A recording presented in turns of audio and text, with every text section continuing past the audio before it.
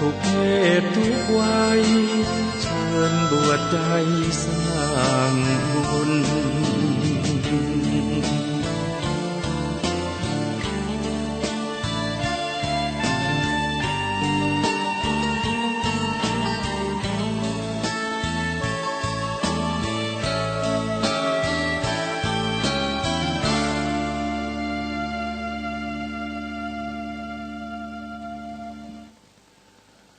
เสาสีม่วงเป็นห่วงแต่ตักส่งใจด้วยฮักมีมากลวงหลายห่วงหมู่พี่น้องเพื่อนพ้องสหายหนุ่มเท่าหญิงใจช่วยด้วยใจห่วงคล้อง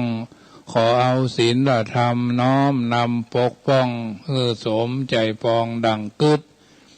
ขอฮือนับถือกันเป็นดังมิตรอย่ากึศเข็นฆ่าราวีฮักกันเอาไว้อย่าได้นายหนียึดสามัคคีมีทุกข์ย่อมอย่าแบ่งชั้นกันสูงต่ำขี้ข้ายึดค่าความดีเอาไว้วันเสาร์ม่วงงามเอาคุณธรรมมาใจเพื่อโลกจะได้ร่มเย็นเพราะหลักธรรมะนี้นะจำเป็นรักษากฎเกณฑ์เน้นความถูกต้องเน้นความถูกต้อง10 นิ้วกราบแนบใต้ไหวสาปารมีธรรมในครูบาอาจารย์พระมหาเถรานุเถระท่านเจ้าคณะพระสังฆาธิการทุกรูปทุกตน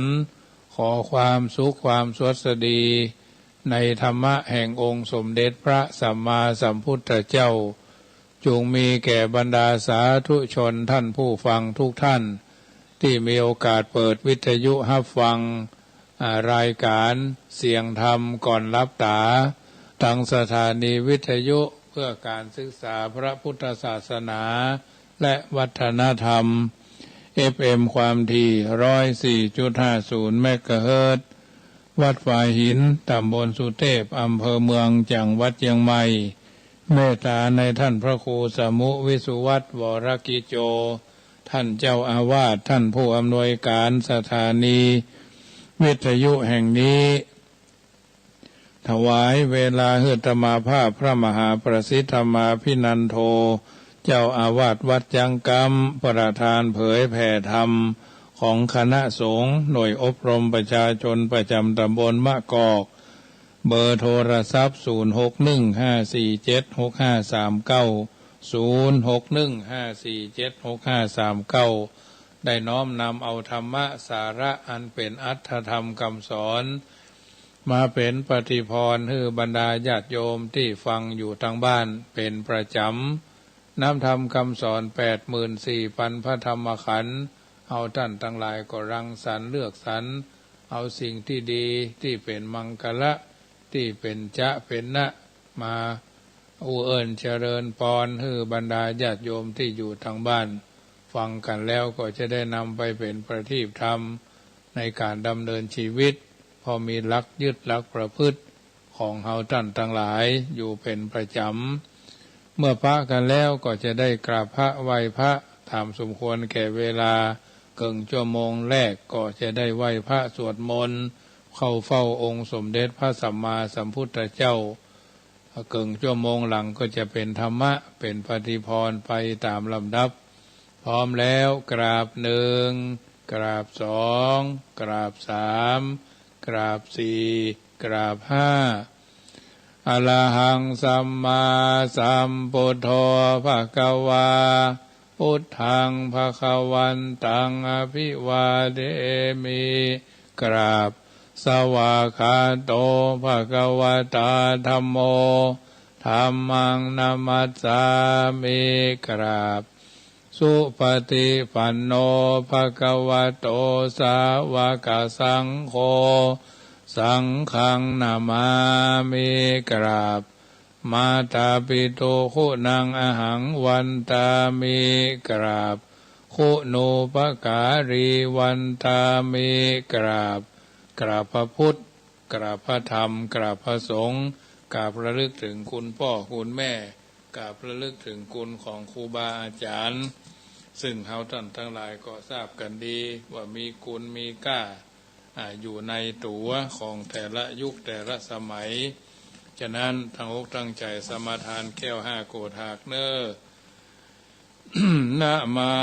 เมปุตังกุณาสาคารันตังนะมาเมธัมมังมุนิราชเทสิตังนะมาเมสังฆังมุนิราชสาวกังนะมาเมกัมมทานังนิพพา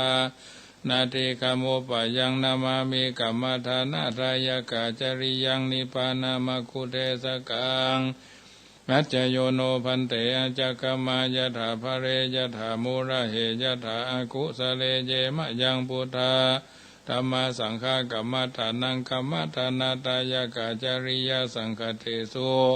ปัญจรัตเนสุอาทิเตวะปัจจุปเนวะอวิวายะทิวาละโหวา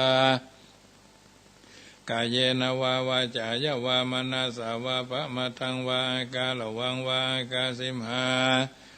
นิสวายถาธรรมังปฏิกโรมาเตสังโนปันเตพุทธาติรัตนาปัญจกังอนุกัมปังอุปาทายาอาจายังอาจายาโตปฏิกันันโตกามันโตสัพพังโตสังอายติงสังวริสามานาปุเนวังกาลิสามะมะยังปันเตสัพพพุทธากัมมตานังยาจามาเตทะโนพันเตปิติสมาธิจายานะอภิญญาญาณิอภิญญาญานิพพานังทิไทยกะทิฏฐิกังขาวิปัสสนาญาณังอริยมรรคภระนิพพานังยาจามาเททะโนพันเตนะโมตัสสะภะคะวะโตอะระหะโตสัมมาสัมพุทธัสสะนะโมตัสสะภะคะวะโตอะระหะโตสัมมาสัมพุทธัสสะนะโมตัสสะภะคะวะโตอะระหะโตสัมมาสัมพุทธัสสะพุทธังชีวิตังยาวานิพพานังปรมังสุขังสารนังกัจจามิธัมมังชีวิตังยาวานิพพานังปรมังสุขังสารนังกัจจามิสังฆังชีวิตังยาวา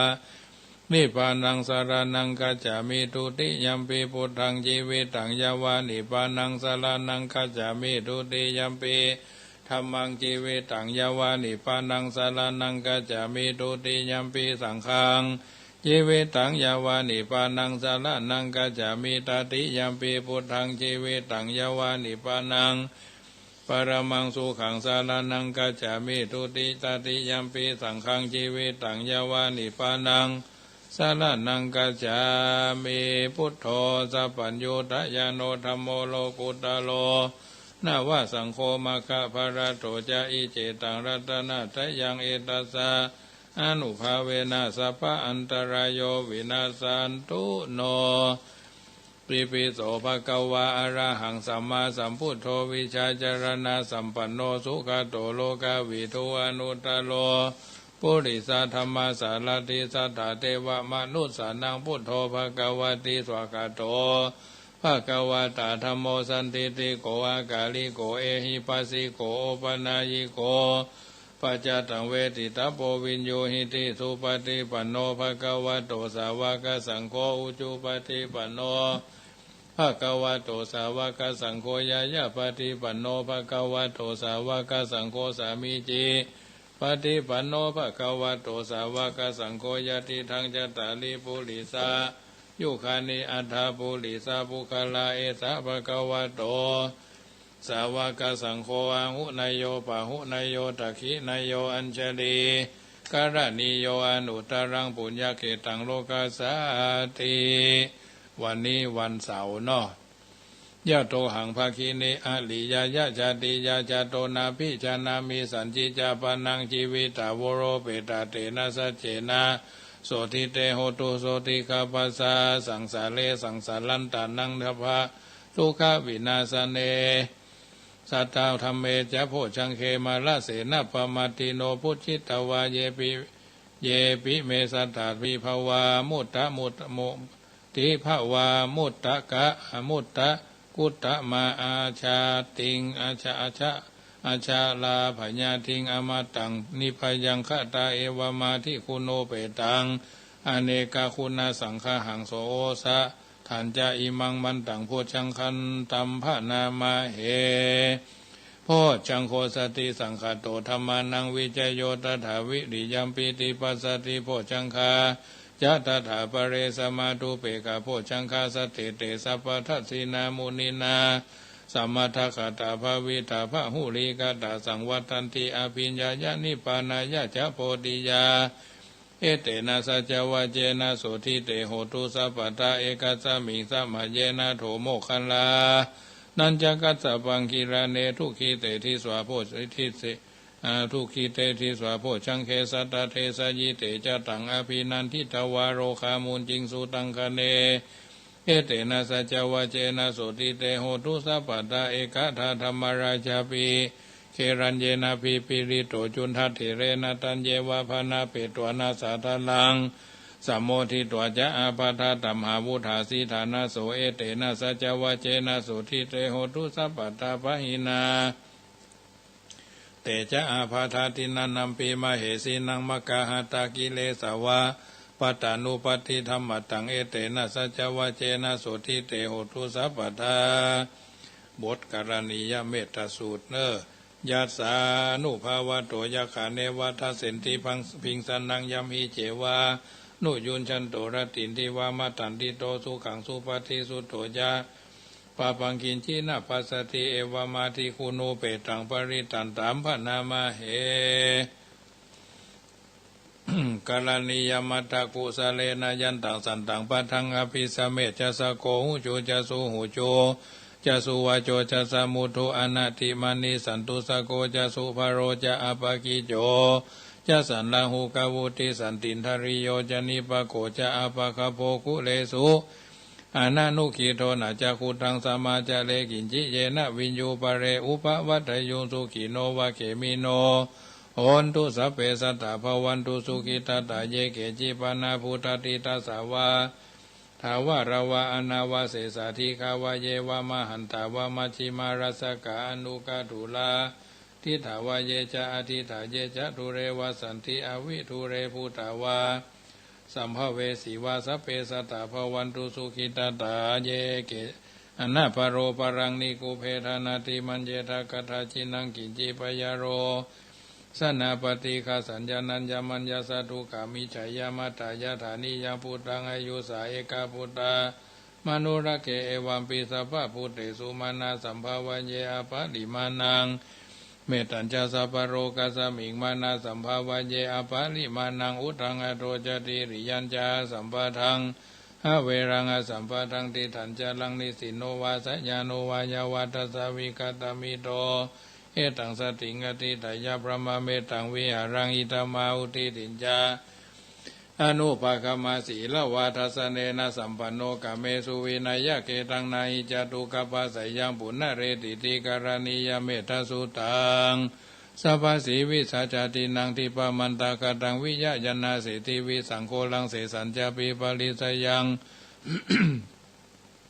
อนาคิตามิสัพพตาสัพพตาสัพพปานินังสัพพโสภินิวาเรติปริตันตัมภนามาเห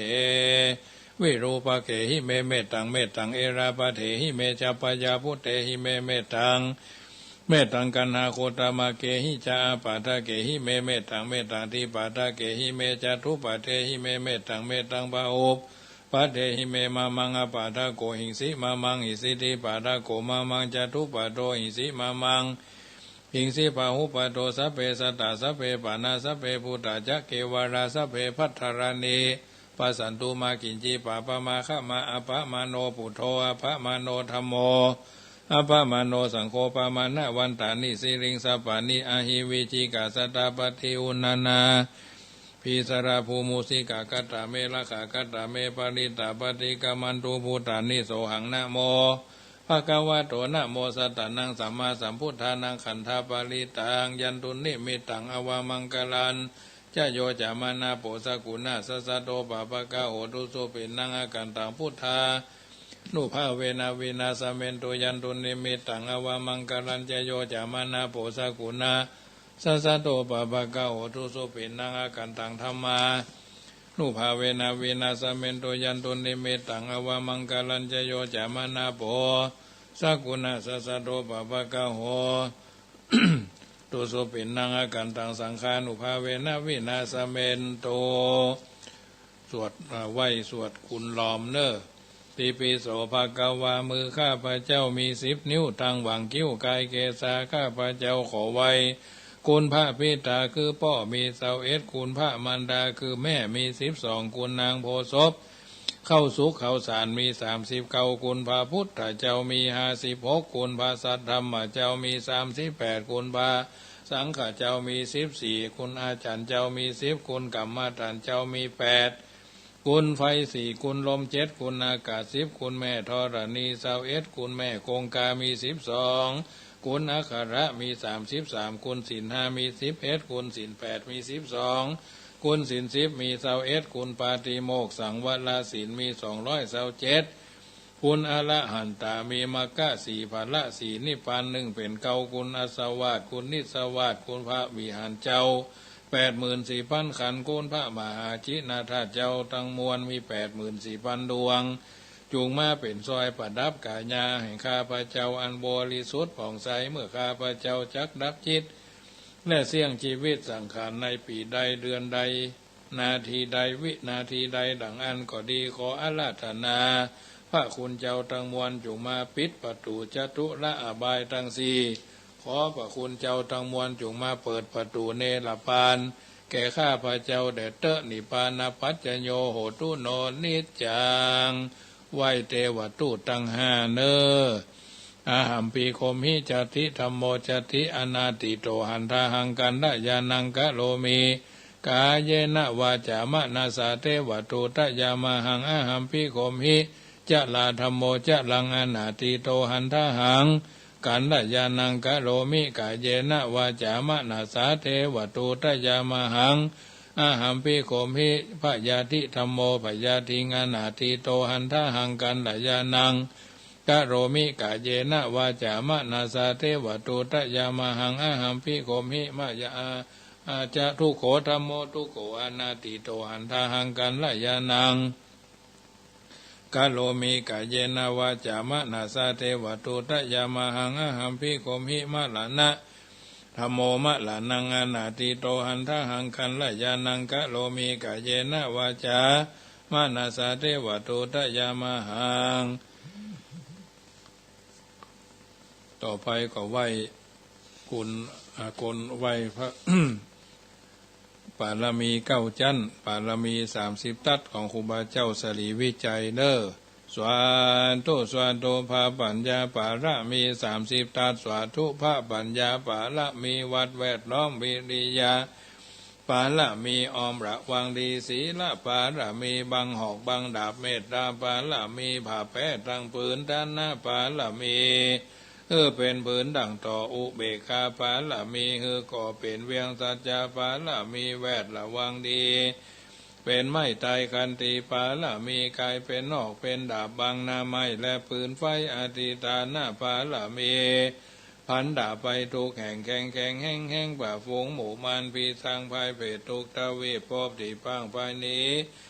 นางทรณีอัศจรรย์โสสะเหมือนฟันอยู่ข้างน้ำนาทีนองกวางต่อกวางแตกที่ฟ้องละนองละนอก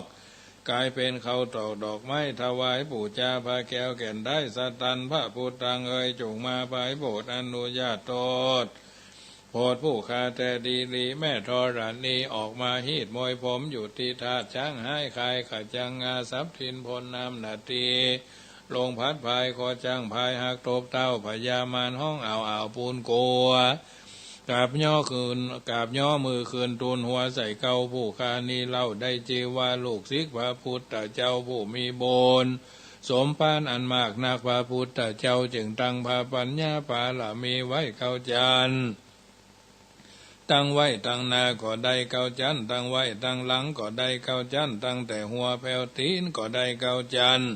ตั้งแต่ตีนแผ่วหัวก็ได้เก้าจันแสนว่าลูกปืนจักมาเสมอเหมือนฝนแสนหาก็บ่มีมาจากไกลใดข้าพระเจ้าเลยได้ชื่อว่าพุทธกุนังธรรมะกุนัง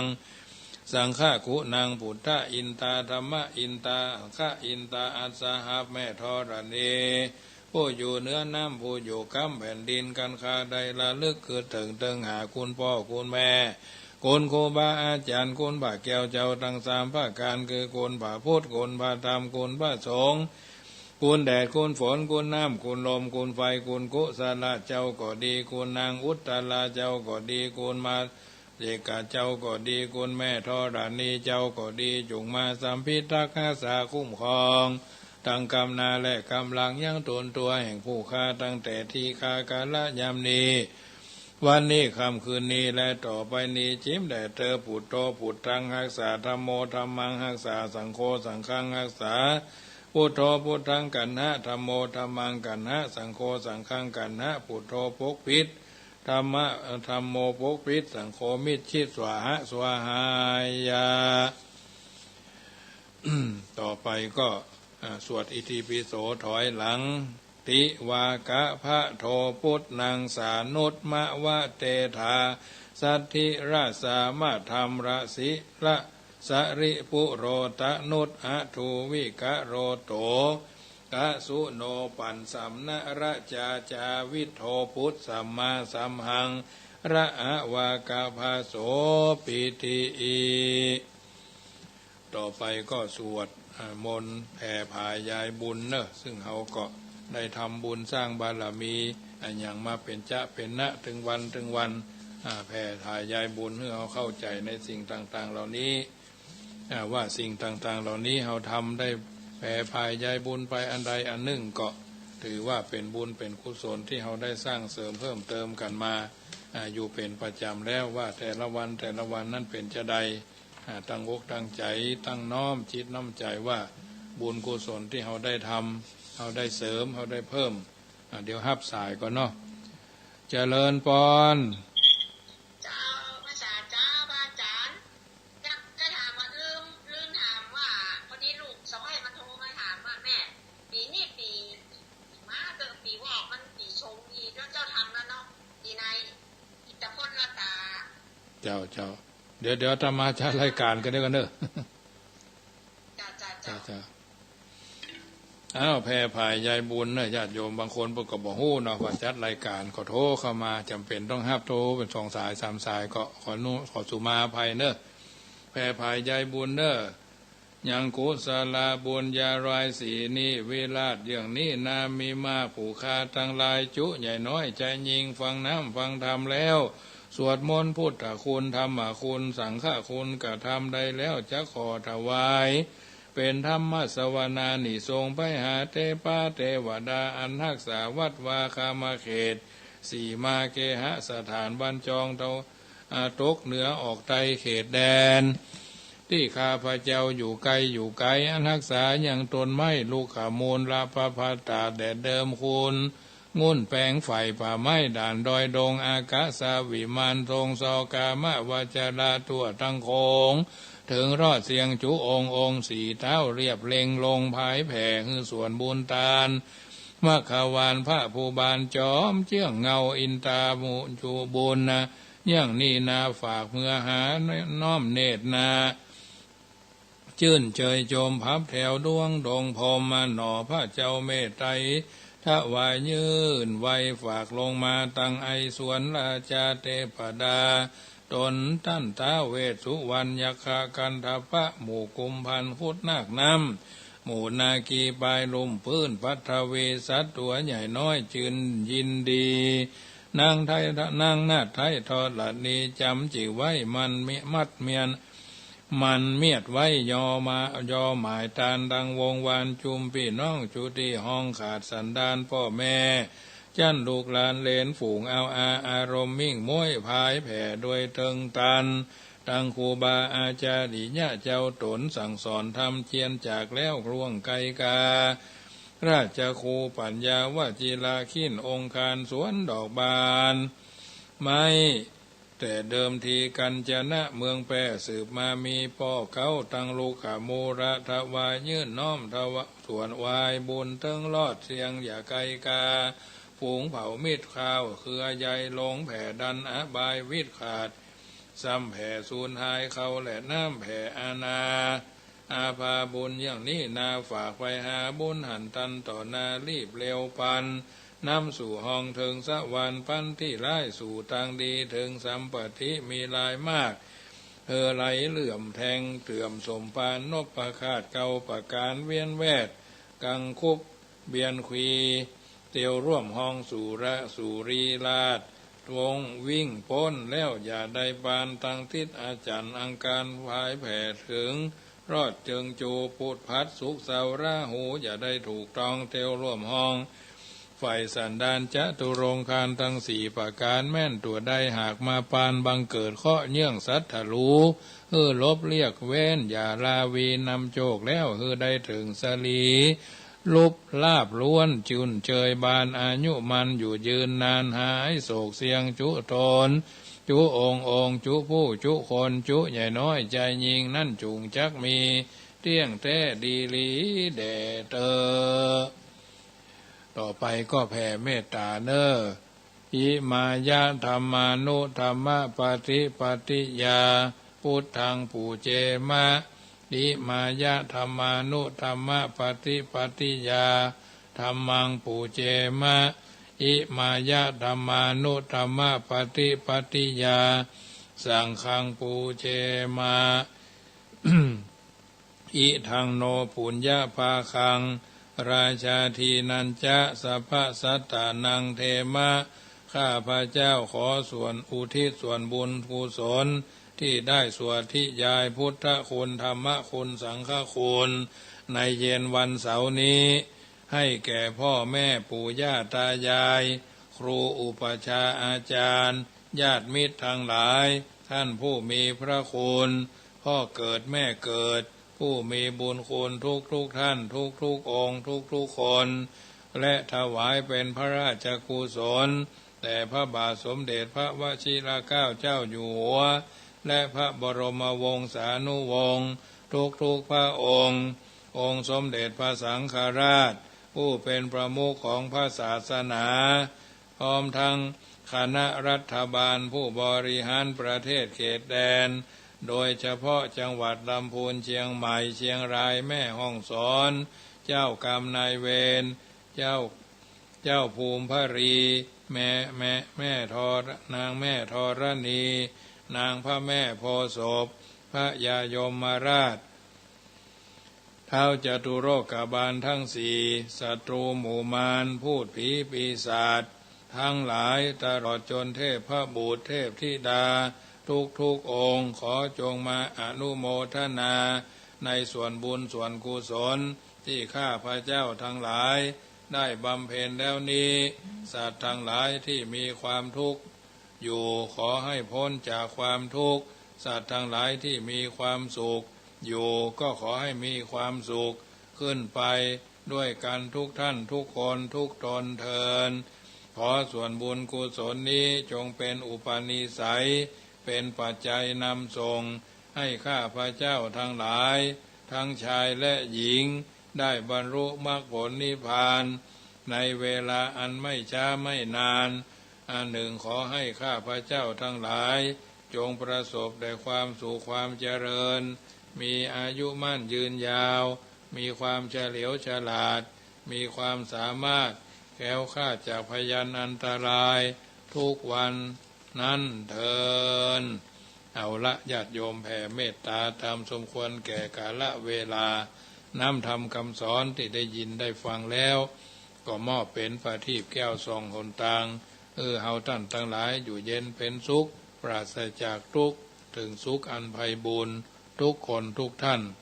วันนี้เป็นวันเสาร์ท่านก็คงจะไปทำการทำงาน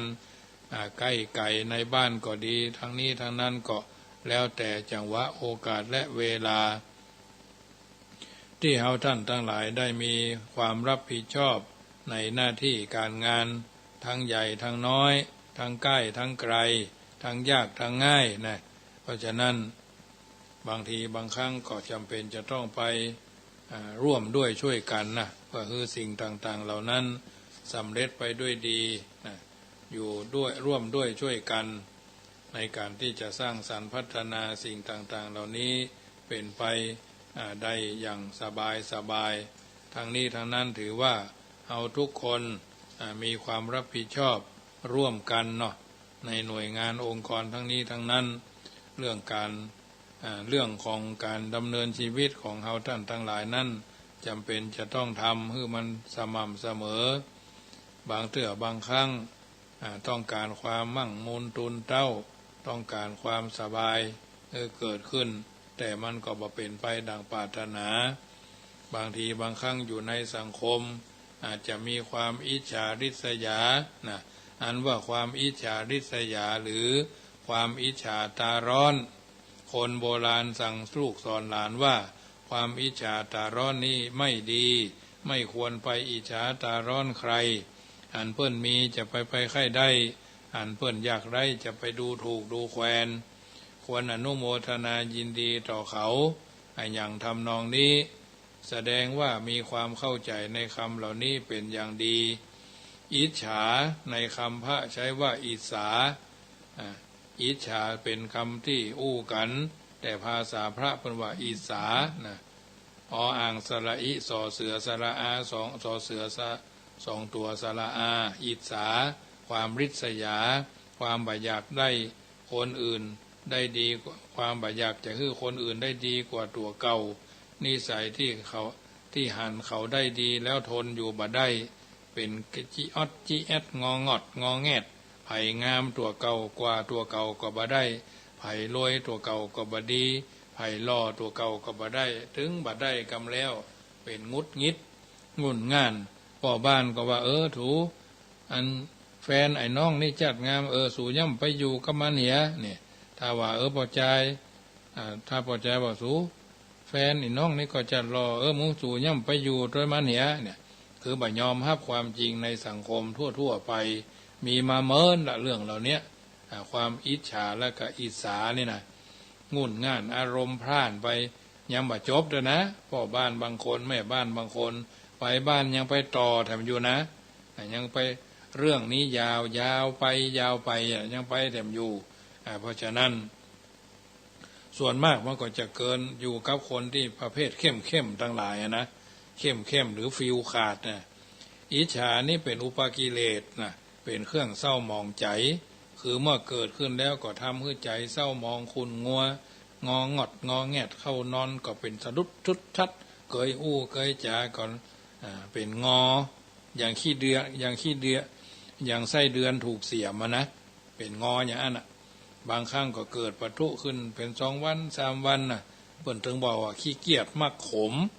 คนขี้เกียจนี่มันถึงมักขมตากลมก็มักลาบนะล่าตามาบก็มักลูกกุยนะจะเป็นอย่างนั้นงุดงิด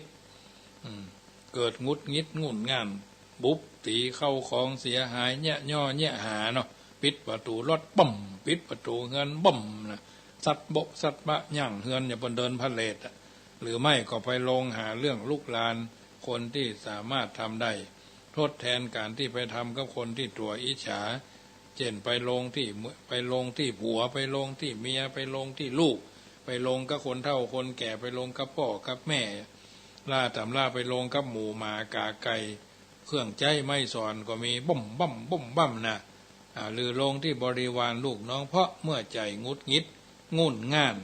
แล้วก็ปราศจากสติเมื่อใจและความคิดสับสนควบคุมบ่ได้แล้วจึงไปทำให้สิ่งที่บ่เหมาะบ่สมกับอารมณ์นะถ้าบ่อาจจะทำอิจฉาริษยาให้ระงับลงได้บางเตื้อก็อาจจะกระทุ่งจิตให้บ้าคลั่งจนถึงกึดทำลายล้างคนอื่นที่เขาได้ดีซึ่งเป็นศัตรูของตนหรือเป็นคนที่ตนบ่ชอบหาทางทำลายล้างด้วยอุบายต่างๆหากบ่สำเร็จด้วยอุบายก็อาจจะลงมือทำร้ายเขาด้วยตัวเองซึ่งหน้าทำนองเมื่อตัวเองบ่ได้คนอื่นก็บ่ควรได้จำต้องตายด้วยกันดังนั้นท่านจึงกล่าวเอาไว้ว่าความอิจฉาความริษยาเป็นเครื่องทำลายโลกเป็นสิ่งที่ทำให้โลกวิบัติเพราะอิจฉาทำให้เกิดทุกข์เกิดความเดือดร้อนอย่างนี้จึงกล่าวว่าเพราะอิจฉาจึงตาร้อนคำว่าตาในที่นี้หมายถึงคราวเวลาโอกาสตาร้อนก็จึงหมายถึงความเดือดร้อนเวลาที่ต้องเดือดร้อนคือเมื่อเกิดความอิจฉาขึ้นมาก็ถึงคราวเมื่อถึงเวลา ที่ต้องเดือดร้อนเพราะเมื่อหันคนอื่นได้ดีกว่าตัวซึ่งตัวบ่มีหรือบ่ได้อย่างนั้นบ่ว่าจะเป็นผู้ที่ตนชอบหรือบ่ชอบก็ตามก็ทนบ่ได้คือทนอยู่ทนรู้ทนเห็นเขาเสวยสุขสนุกสนานหรือดีกว่าตัวไม่ได้จะงุดงิดงุ่นง่านประสบอารมณ์เป็นอย่างนี้แสดงว่ามีความอิจฉาเกิดขึ้นเมื่อเกิดขึ้นแล้วความทุกข์ก็เข้ารุมจิตใจเมื่อใจบ่สบายกายก็พลอยเป็นไปตามตัวอันที่จริงความอิจฉานี้สามารถควบคุมได้เมื่อหันเขาได้ดีก็เปิดใจคือกว้างจะได้หันเป็นความเป็นไปตามปกติของเฮายอมรับความจริงที่เกิดขึ้นกับคนอื่นซึ่งมีการพัฒนาขึ้นจนได้รับผลดีตอบแทนเมื่อเขาทำดีเขาก็ย่อมได้รับผลดีได้รับความเจริญก้าวหน้าไปตามปกติธรรมดาว่าภัยก็สามารถเป็นได้ทั้งสิ้นเมื่อเขาได้ดีแล้วแทนที่จะไปอิจฉาเขาควรที่จะชื่นชมยินดีในสิ่งที่เขาได้รับจะทำให้ตัวมีความแช่มชื่นเบิกบานไปตัวแต่การควบคุมความอิจฉาบ่ได้เกิดขึ้นนี้มักจะกล่าวกันว่ายากนักหนาส่วนใหญ่เมื่อหันคนอื่นได้ดีแล้วมักจะพอว่าเขาบ่ควรได้ที่เขามีที่เขาได้นั่นเพราะมีการทุจริตมีการหันแก่พวกผู้ใหญ่หรือผู้ที่มีอำนาจในการบ่ยุติธรรมหรือคิดว่าเขาใช้อำนาจใช้อิทธิพลบังคับใช้เงินทองหวานจึงได้มาอย่างทำนองนี้ซึ่งมองอย่างนี้ก็สรุปว่าเขาบ่ควรได้จึงทนบ่ได้การพ่อของตัวอย่างนั้นอาจจะถูกต้องก็ได้ซึ่งเขาได้ยินมาแล้วตัวจะทำไปอย่างก็ได้จะไปแก้ไขหรือไปต่อว่าเขาหรือไปอิจฉาเขาจะเดือดร้อนเขาจะปฏิเสธดีได้มาก็บ่ว่าเขาจะเป็นทุกข์งุดงิดก็บ่ใจผู้อิจฉาเขาต่างหากจะเป็นคนตาร้อนกระวนกระวายไปตามลำพังมีจิตใจงุดงิดอยู่ตามลำพังหากคนที่ได้ดีเขาหู้ว่ามีคนตาฮ้อนเพราะอิจฉาตัวอยู่เขาอาจจะไข้หัวเยาะเย้ยหรือเยาะหยันเย้ยหยันฝากคนอื่นไปให้คนที่อิจฉารู้แล้วว่าหงุดหงิดเพิ่มขึ้น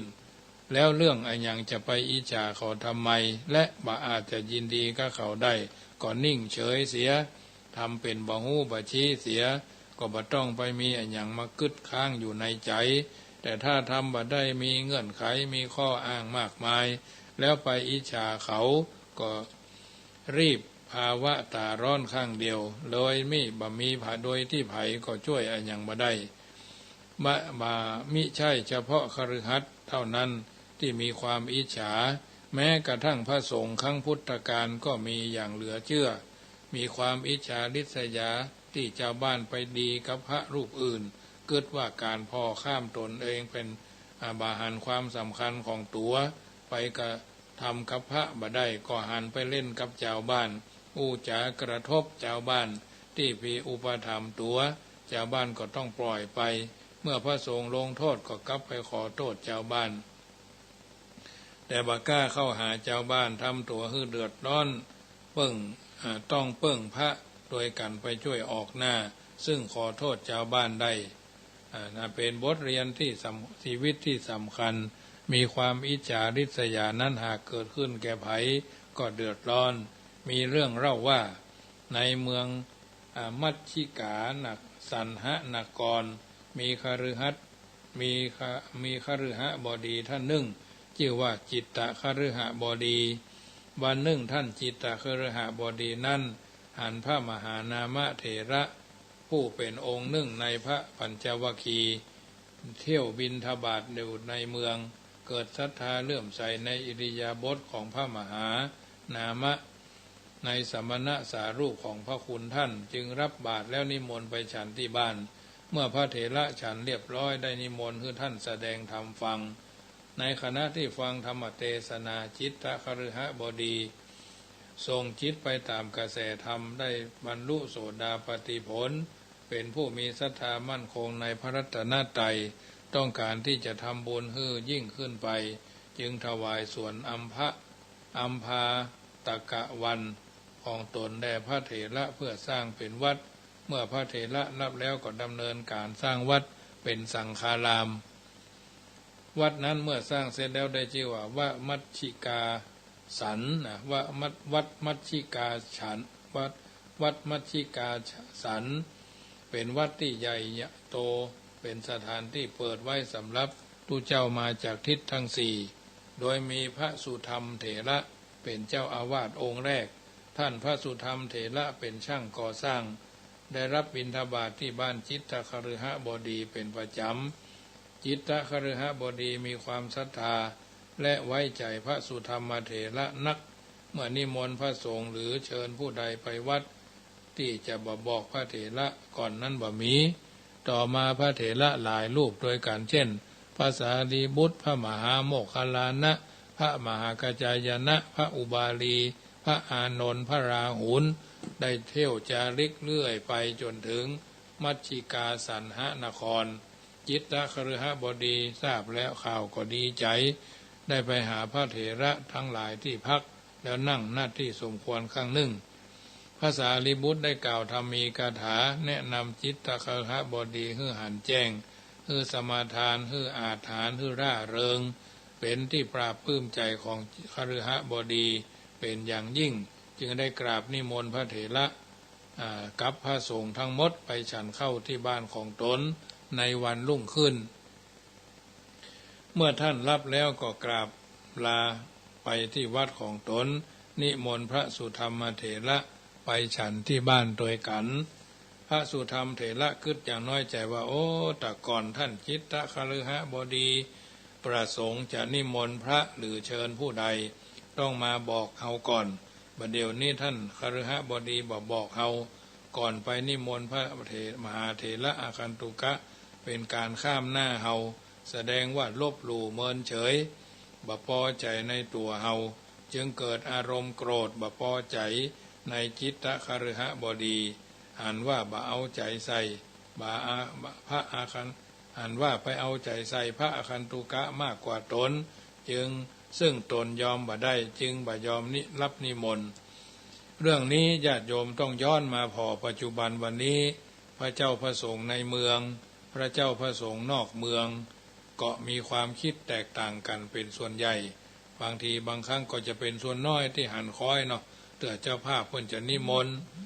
ต์วัดท่านมาวัดนี้มาซึ่งตัวเองบ่ชอบโดยพระภิกษุในเมืองนะบ่ว่าวัดใดเนาะพออาตมาภาพก็เจอด้วยตัวเองมาหลายเตื้อบางทีบางครั้งว่าเฮาประชดประชันอยู่ในกลุ่มพระด้วยกันนะญาติโยมเพราะฉะนั้นบางทีบางครั้งญาติโยมเป็นคนในเวียงนิมนต์ทุเจ้าบ้านนอกอย่างอาตมาเขาไปฉันทุเจ้าในเวียงเพิ่นกับเพิ่นห้องบ่ขางศรัทธาเนาะขางศรัทธาขางคฤหบดีขางมาตุคามมีเยอะนะว่าบ่อู้บ่ได้เนาะแต่ว่าอันนี้ในเนื้ออู้เรื่องนี้มาความอิจฉาริษยาบัดนี้มนต์วัดท่านกาบัดนี้มนต์วัดนี้กายนะก็มีเป็นประจำอย่าตมาภาพเป็นเจ้าวาดวัดจังกรรมในฐานะที่พระบ้านนอกเนาะพระนอกเมืองบางเตื้อบางครั้งเขาไปนิมนต์วัดท่านมาวัดนี้มาเฮาก็บ่ได้ไปว่าหยังบัดนี้มนต์ไปอาตมาก็เจอเนาะบางทีมีงานขาวดำในหมู่บ้านเขาบัดนี้มนต์เฮาก็ต้องไปถามหาศรัทธาชาวบ้านก็จะถามมาว่าท่านมาหาวันนี้เมื่องานศพกะย่ำหันไปงานศพเปิดมาเล่นนิมนต์โยมไม่เนาะผู้เจ้าก็ต้องถูกนิมนต์ถึงไปถ้าหากว่าเฮาทะเลทะล่าไปเขาก็จะว่าผู้เจ้าสั่งเหลือนะมันเป็นอย่างนี้เปิดมานิมนต์ก็ต้องไปใกล้เพื่อนพ่อแม่สั่งสอนเฮามาว่าเปิดกินของล้ำจะไปพอหน้าเปิดอู้เรื่องส่วนตัวจะไปแปลงหูยาวฟังของเปิ้นอันนับสตางค์จะไปใกล้นะถือเป็นบรรทัดฐานอาตมานี่ซักไว้ในกะโหลกชั้นในหัวสมองนี่แหละญาติโยมที่มันบดีก็คือมันต้องเอามาคิดญาติโยมบางคนเป็นพระเป็นญาติโยมนี่มีปัญหาอย่างนี้ส่วนคนอื่นทุกเจ้าตนเดินยิงบางทีคุณโยมก็เคยไปทำบุญกับพระขอเนี่ยในเมือง คุณโยมก็อย่าไปทำบุญต่างอำเภอนอกเมืองเอาละท่านพระอาจารย์ขอนี่บ่พอใจเนี่ยเป็นกระฟัดกระเฟียดอย่างอันอย่างอีจีออดจีแอดเหมือนขี้เดียนถูกเสียมอะเหมือนขี้เดือนถูกเสียมเนี่ยโยมเป็นจะอันแท้นะเพราะฉะนั้นอันเนี้ยเป็นเรื่องที่สมัยปัจจุบันก็มีพุทธกาลก็ถึงมีท่านสุธรรมเถระนี่ก็เหมือนกันเป็นน้อยอกมองใจท่านจิตตคฤหบดีบ่ได้บอกก็มันเป็นเรื่องของเจ้าภาพหรอกเปิ้นจะบันนิมนต์เอาก็จ้างเปิ้นหยังผมต้องไปหลายวัดนะเจอสภาพอย่างอาตมาภาพท่านอาจารย์วัดห้วยการตำบลบ้านโฮงนี่ก็เหมือนกันเปิ้นก็เจออย่างเงี้ยเขาบันนิมนต์ก็ต้องไปบ่ได้ไปมันไม่ใช่เหมาะดิ้นตายบ่ใช่ดิ้นมรณภาพญาติโยมเอ๋ยเพราะฉะนั้นบ่ต้องไปใส่ใจบ่ต้องไปสนใจมันอยู่ที่เจ้าภาพจะนิมนต์ก็ไปบ่นิมนต์ก็ไปแม้กระทั่งบิณฑบาตก็เหมือนกันญาติโยมไปบิณฑบาตตามซอยนี่นะอาตมาไปบิณฑบาตเตื้อยืนกันเหี้ยบ่สนใจเฮาบินหลังเฮาเนี่ยบินหลังตามเฮาเนี่ยเข้ากับป่าอาตมาภาพถือว่าไม่นิมนต์ไม่หยุดนะไม่หยุดเดินผ่านไปเลยเขาจะไปยืนรอเว้นไว้แต่วันพุธก่อนนิมนต์ท่านเนอะเจ้าวันฮือก่อนนิมนต์ท่านตลอดเนอะมาถึงก็มากดกิ่งหน้าบ้านอันนี้ทำกะถ้าบัดได้บอกในกายวันพุธพระคุณเจ้ามาก่อนนิมนต์ถ้ามาถึงก็บานข้าเจ้าก็ยืนรอหน้าบ้านกันเนอะอีกอันนี้ก็อยู่อันนี้เพิ่นบ่ได้ว่านี่เดินผ่านไปตามสไตล์นะพออาตมาทุกเจ้าบางตนก็มีความละอายเหมือนกันหรอกอันนี้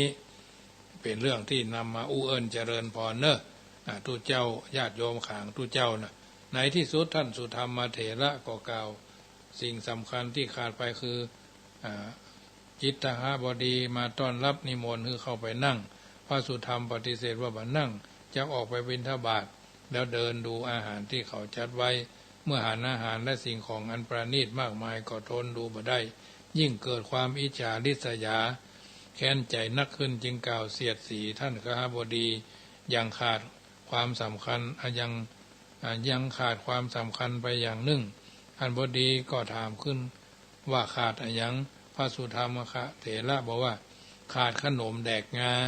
จิตตคฤหบดีได้ยินนั้นก็หู้ว่าพระสุธรรมเถระเสียดสีตนจึงกล่าวอย่างนอบน้อมว่าท่านขอรับเมื่อพระพุทธพจน์ก็มีตั้งมากมายแต่ท่านมาได้กล่าวพระพุทธพจน์เลยกลับมากล่าวว่าขนมแดกงาท่านขอรับเรื่องเคยมีมาแล้วพ่อค้าทางใต้ได้ไปค้าขายทางภาคตะวันออกพวกเขานำแม่ไก่มาจากที่หั่นต่อมาแม่ไก่นั้นไปสมสู่กับพ่อกาแล้วออกลูกมาคราวที่ลูกไก่นั้นจะร้องอย่างกาแต่กับร้องเสียงกาปนไก่คราวที่ต้องการขันอย่างไก่กับ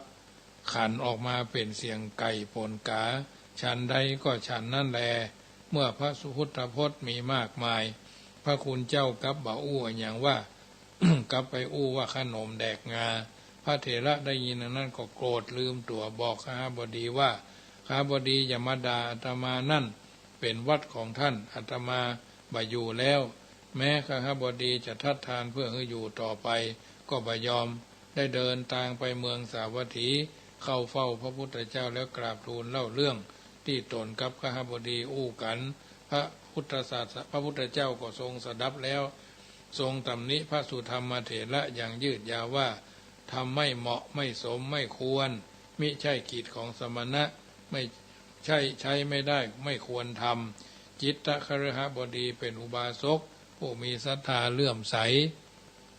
มั่นคงเป็นทายกผู้ฮือเป็นกัปปิยการกเป็นลูกศิษย์เป็นผู้บำรุงสงฆ์เหตุใดจึงไปอู้กับท่านอย่างอันเล่า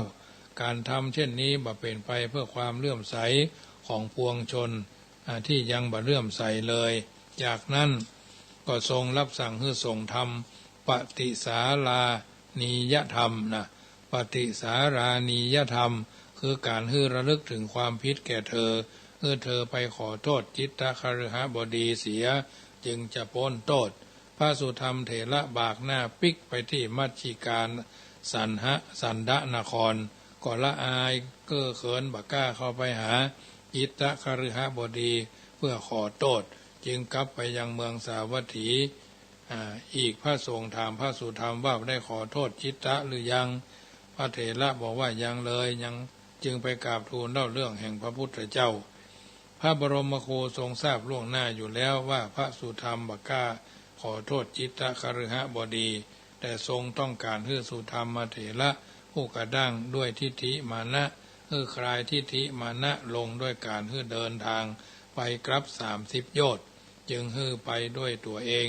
เมื่อเธอได้คลายทิฏฐิมานะออกไปพ้อง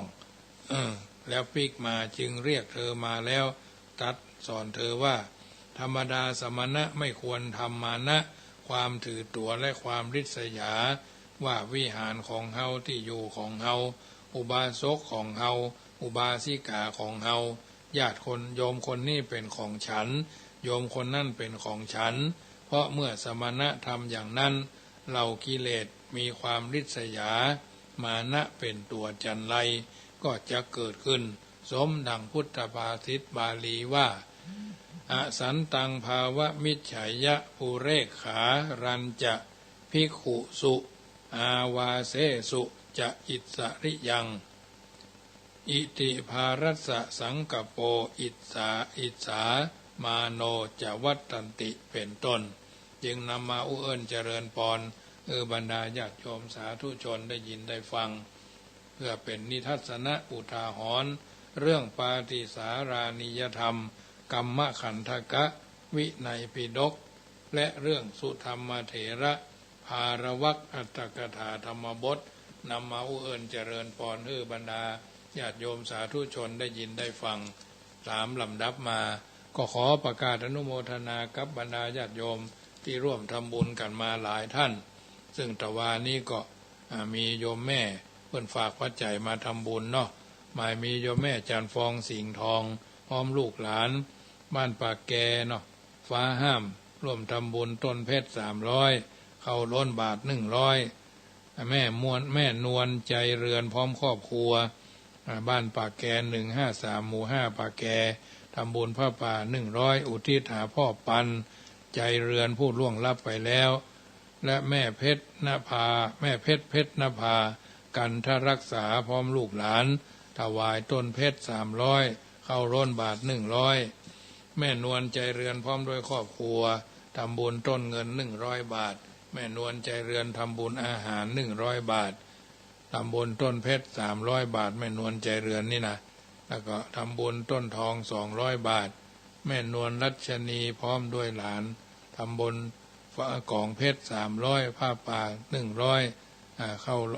บ้านกระจาวเนาะอนุโมทนาเนอะได้รับไว้แล้วและวันนี้ก็มีคุณโยมแม่ประมวลเนาะพร้อมด้วยครอบครัวบ้านสันทรายเนาะสันทรายร่วมทำบุญเป็นเจ้าภาพบวชเนน1 ตนเนาะอาจจะบวชเนนตัวก็ได้เนอะทุเนน1 ตนทุเจ้า3 ตนยังมีเจ้าภาพเตื้อแม่เกศินีชัยเทพเชียงใหม่ร่วมทำบุญ500 บาทบวชพระเป็กตุเนาะแม่แสงจันทร์ชัยทิพย์บ้านหนองจอมโรงทาน200ผ้าป่า300อันนี้จะได้จัดโรงทานไปวันที่20ที่จะถึงนี้ควงพญามังลายฉลองสมโพธิศาลา บำเพ็ญกุศลศาลาอเนกประสงค์และห้องส่งวิทยุขึ้น96นาควงพญามังลายในนามของอาตมาภาพจะได้ทำอาหารไปร่วมเลี้ยงญาติโยมก็ร่วมทำบุญกันได้เนอะจะตั้ง100 บาทของตั้งกล่องบุญไว้99กล่องบุญละ99 บาทแบ่งเกิงเนาะเกิง1เป็นปัจจัยทำบำรุงสถานีเกิงที่2เป็นการจัดอาหารไปเลี้ยงบรรดาญาติโยมตามที่มีโอกาสตามที่ญาติโยมหอมกันมาเนาะจะได้ทำ100 ยำ100 ตำ200 อุ่นไปแจกให้ญาติโยมได้รับประทานและมีทำหลายอย่างเนอะจะได้มอบให้ญาติโยมเอาไปรับประทานรับแล้วไปกลับไปทานที่บ้านก็ได้นะนี่ก็แจ้งให้ทราบวันที่20เนอะเริ่มตั้งแต่9 โมงไปเจ้าก็ได้พริกเจ้าไปขวายก็ได้พริกขวายเนาะไปปะกันตรงนั้นก็ได้อันนี้ก็ถือว่ามีโอกาสได้ร่วมกันและวันที่25นี่ก็บวชพระเป็กตุที่วัดจังกรรมเนี่ยตุเจ้า3 เนนตนใครจะเป็นเจ้าภาพร่วมก็ได้เนอะตุเจ้าตนละ 2,500ยังไม่มีเจ้าภาพ เนนมีเจ้าภาพแล้วเนาะที่แรกว่าเนน2เนนจากวัดนครปฐมมาไม่ได้เนาะโรงเรียนยังไม่สอบเนาะยังไม่สอบจะสอบ27ไม่ได้บวชเตื้อยกเว้นไปก่อนตู้เจ้านี่3 ตนตนละ 2,500 ก็แจ้งความประสงค์ได้เลยได้เนน1 ตนตู้เจ้า3 ตนทางนี้ทางนั้นก็แล้วแต่เจตนาเนอะก็จะได้ค่อยใจเติงแปลงใจเติงวันที่20จะไปห่วมหอมกับที่หั่นก็ได้ควงพญาแมงลายมีที่นัดเอาตรงนั้นท้ายที่สุดนี้ก็คงสมสมัยได้เวลาขอนำรายการจากท่านไปก่อนเนอะสัพปีติโยวิวัจจันตุสัพพโรโควินัสตุมาเตภวัตวันตรายโยสุขีตีกายุโกปุตโตบังซ้ายธัมโมบังขวาสังโฆบังกายาอะระหังบังเกสาอะระหังพุทโธนะโมพุทธายะอายุวันโนสุขังปะลัง